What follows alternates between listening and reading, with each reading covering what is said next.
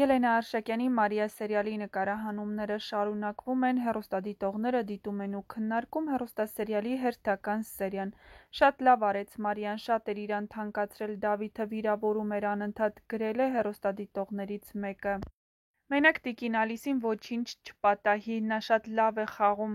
Նորմալ սցենարիստը գլխավոր հերոսին տալիս է ուժեղ, խելացի, օրինակելի կերպար, թույլ, հիմար կերպար, որը չգիտես ինչի ոչ մեկին չի ներում, գրել են հեռուստադիտողները։ Մարիա,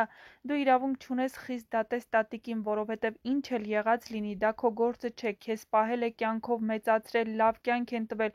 դու մենակ շնորհակալ եղի, մերդ քեզ ինչ կարող էր տալ, ոչինչ, գրել են հեռուստադիտողները։ Դավիթ, վերջնական կորցրեցիր Մարիային, բայց ես կարծում էի կներես ու միասին կլինեք, ափսոս։ Բա Մարիա ջան, գնայիր հիվանդ մամայիդ պահեիր, դու էլ քաշել ես մամայիդ, անշնորհակալ, էդ տատին ա քեզ դաստիարակել, կրթել, մի քիչ քեզ զսպիր, եթե կարող ես, իհարկե, համակարծիք եք, եթե ոչ, գրեք ձեր կարծիքը։